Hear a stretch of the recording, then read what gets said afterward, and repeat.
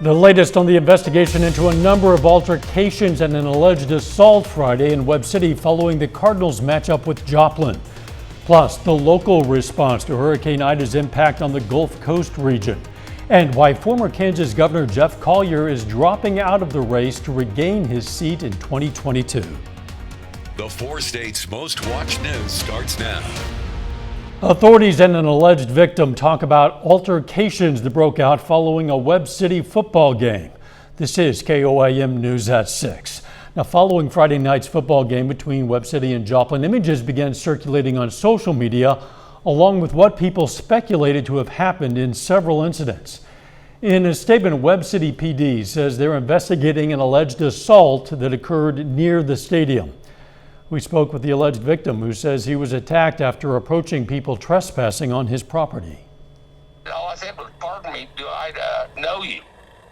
And like I say, the next thing, he jumping, bumping chest with me, asked me, "What's it in your business?" I just said, "It's my yard," and the next thing I know, he hits me a couple of times. Authorities have not made any arrests. The Webb City Police Department says they're still investigating the incident.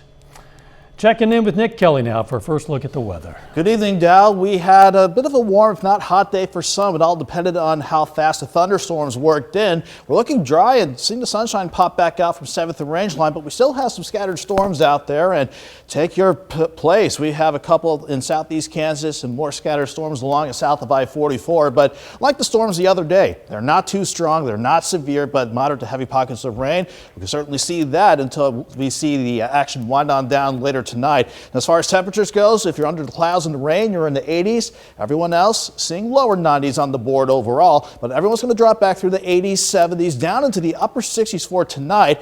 But believe it or not, our rain chances did not come from Ida. We had our rain chances from a frontal system to the north, but Ida, thankfully, a tropical depression now, and it will continue to remain just that as it works through Mississippi, Tennessee Valley, the Ohio Valley, and eventually into the southern parts of New England. So even though we didn't have a direct impact with Ida, Dow, turns out we're getting a local response to this after all.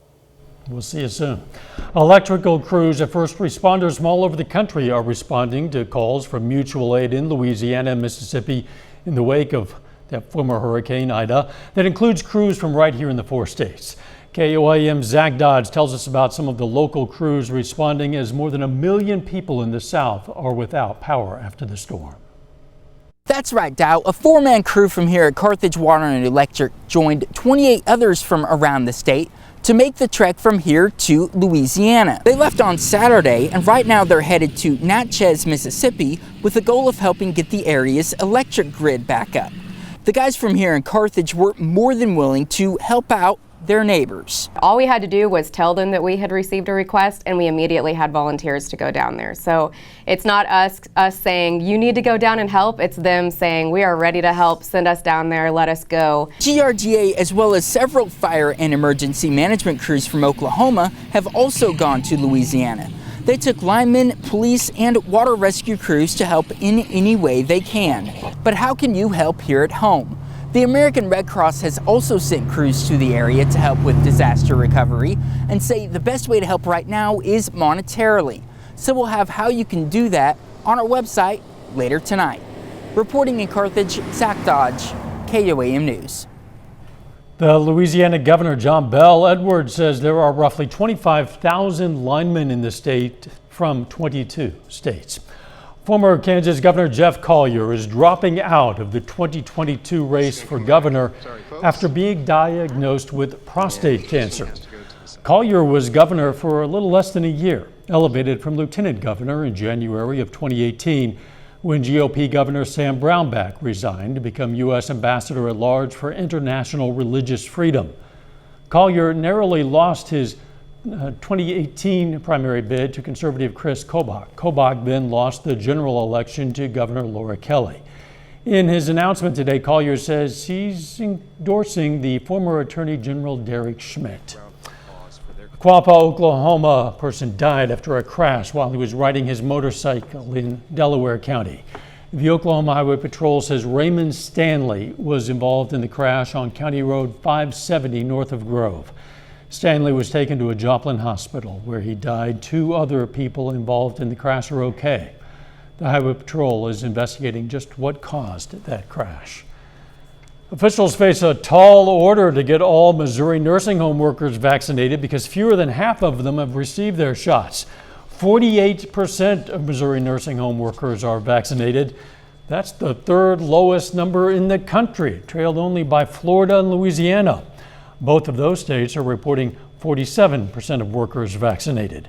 82% of Missouri's nursing home residents are vaccinated. That's just below the national average. The chief operating officer for Prime Healthcare Management, which operates 7 nursing homes across Missouri, says he's already had several employees quit over the vaccine mandate the Biden administration announced for nursing home workers. Still ahead, we meet a Kansas man hitting the road to raise awareness of teen suicides. And opening day for Dairy Queen in Pittsburgh. We'll tell you about the excitement behind the opening.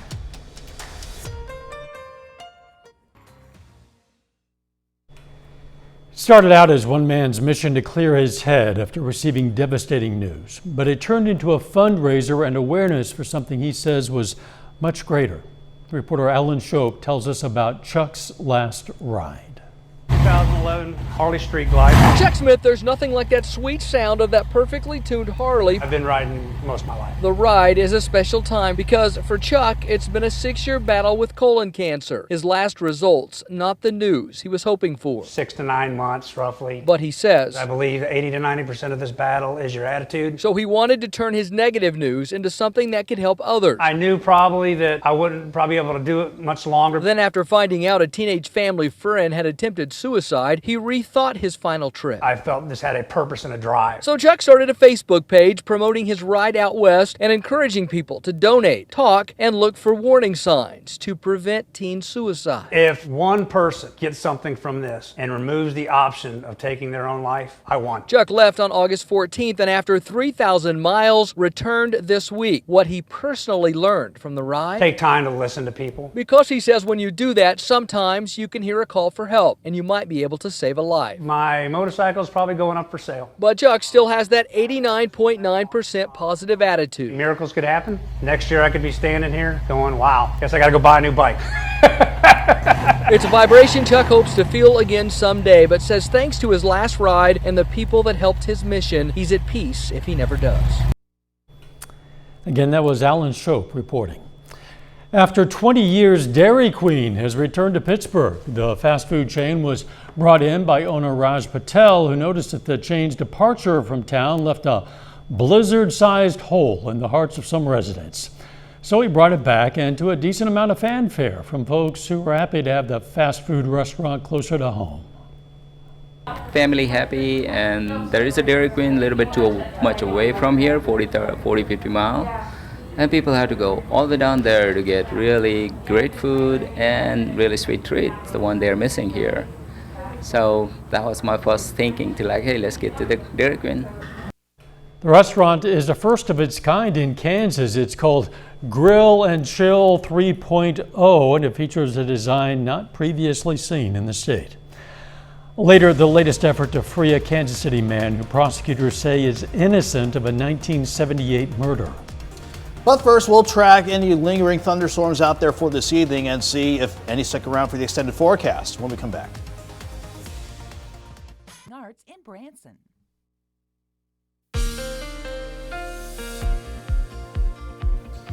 We kept things pretty warm once again as we got this new work week and a school week for the kids underway. A continuation of how we wrapped up the weekend the other day. Highs right around 90, 91 degrees, especially around Joplin Regional yesterday. And after we dropped to 71 this morning, we made a run for 90 once again, but with some area rain and some outflow overworking the regional airport, you can see that dip once again, falling back into the 80s throughout the course of the afternoon. That's because, again, we had a good scattering of afternoon showers and thunderstorms. But again, the emphasis being very scattered. So some of you, again, struggling to see a drop of rain.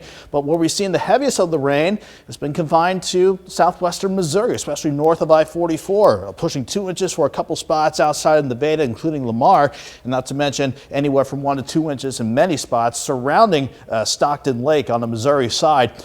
A closer-up view of the radar and satellite over the past 6 hours, though, still shows some lingering showers and thunderstorms, but thankfully, like the other day, nothing too strong, nothing severe. But they are still out there as we continue through the early evening hours. We can give you a quick radar tour. We have a couple of storms stretching from Uniontown to about Ellsmore, Stark, and then pushing back near Erie and Chanute. We can hop over into northeast Oklahoma, a couple weak showers, northeast of Nowata, near Quapaw and High Winds Casino. And then we see the thunderstorms pick up again. A couple scattered ones, but moderate to heavy rainfall from Crowder College to Stella and between Monette and Purdy in northern parts of Berry County. Those are the scattered storms that are out there. But Joplin, you're looking okay. Certainly better than we did a couple hours ago where we had some rain around the region. 86 in Joplin, feels like 93 though, with the dew point still up there at 73 degrees. If you're under the clouds and rain, you're seeing temperatures in the 80s for the most part. But if you haven't seen a drop of rain, you're sitting in the lower 90s as we continue through the rest of the evening. But everyone's going to fall through the 80s, 70s, certainly by 10 o'clock, and then we'll drop back mainly to about 69 degrees as we go into the overnight hours ahead of us. So our rain chances for today wasn't a direct result of Ida. That's still going to cause some isolated tornadoes and heavy flooding rainfall for parts of the deep south. For us, though, it's this frontal boundary that's been stalled to the north ever since the weekend got underway. It stays in place again for tomorrow, but upstairs, we are starting to see signs of the upper level ridge eager to build back in and bring some heat back in along with it. In the short term, though, it's all about the scattered storms to start the evening out. But once we hit about 8, 9, 10 o'clock, they're going to fade away with the setting sun, which will set the stage for a quiet start for our Tuesday morning as lows drop back into the upper 60s to near 70. As we head into tomorrow morning, though, and early Tuesday afternoon, I want to keep an eye for a complex of storms that want to eclipse northwestern parts of Missouri. If any outflow can come out from that, that could trigger a few isolated showers or storms.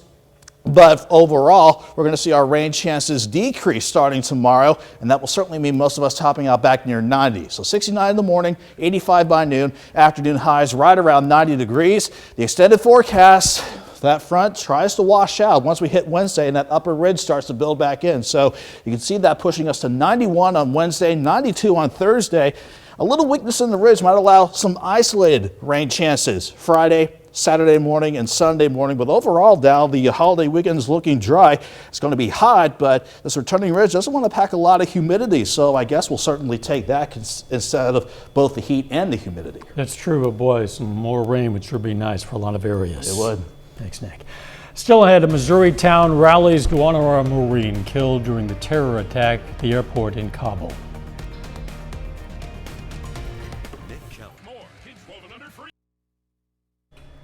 One of the 13 U.S. service members killed in Thursday's bombing in Afghanistan was a Marine from Wentzville, Missouri. People showed their gratitude and support for Jared Schmitz and his family. Ryan Henson reports on what his sacrifice means to the community. Honks for the hero.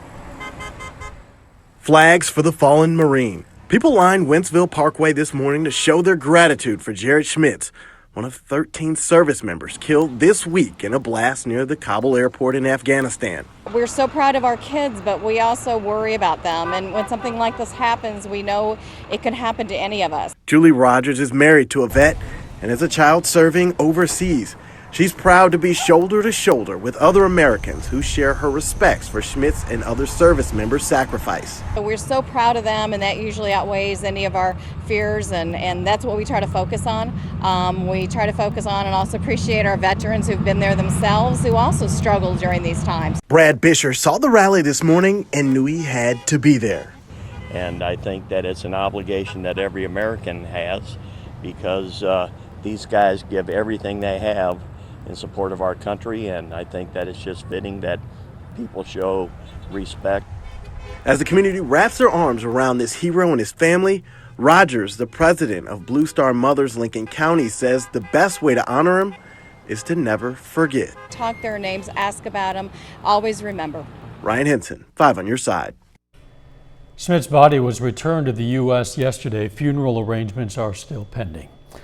2 of Missouri's largest jurisdictions have approved extensions of their mask mandates as COVID-19 continues to cause a big spike in cases and hospitalizations. St. Louis aldermen today approved an extension of the city's indoor mask mandate at the request of the mayor, Tashara Jones. The order that began July 26th is now extended through September 29th.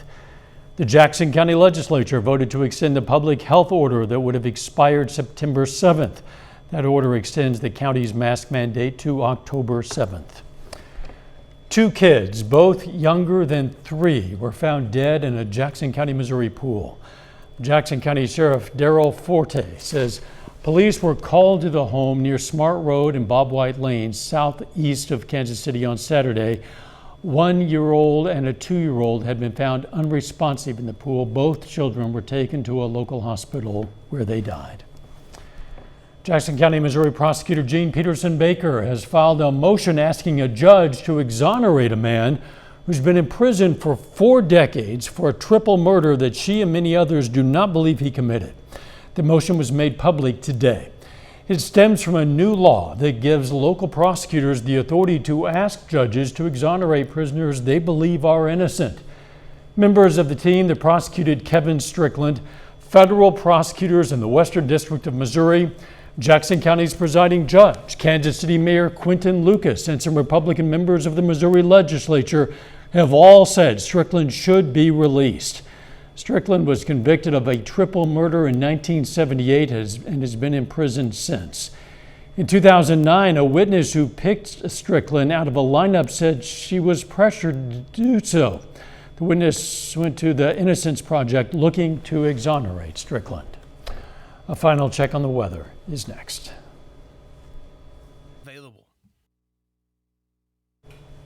We take time now to honor a local veteran, Lieutenant Lauren Smith. The Joplin native served in the U.S. Marine Corps during the Vietnam War, and we are proud to salute Lieutenant Lauren Smith, tonight's 4-state hero. You can learn about lots of other heroes from all across this area by going to our website. We're also looking for other heroes to recognize anytime. They can be from any era in our nation's history. They can be a currently serving service member. It's very simple to do. You just go to our website again, KOAMnewsnow.com.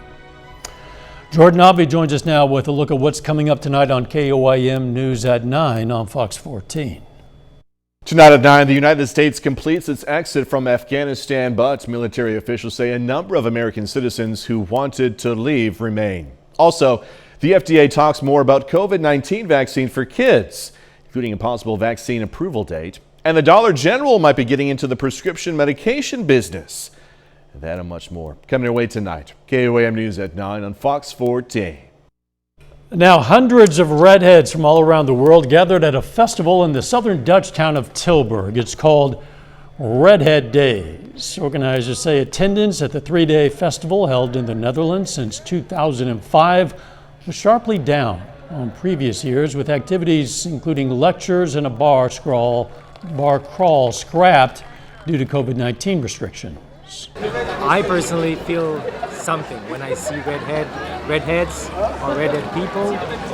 I feel like effectively we belong to a certain community. There's something that brings us together closely. But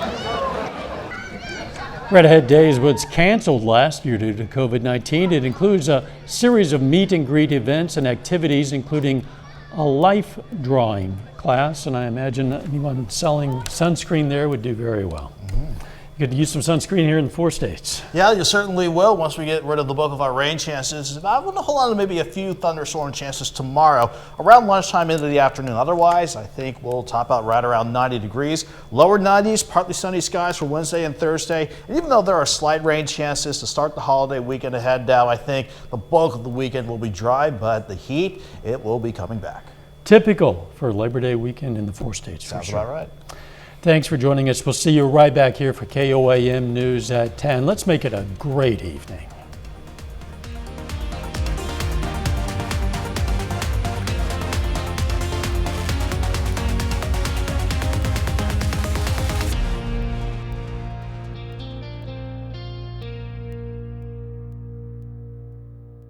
Salon service is provided by the Wild Side in Pittsburgh.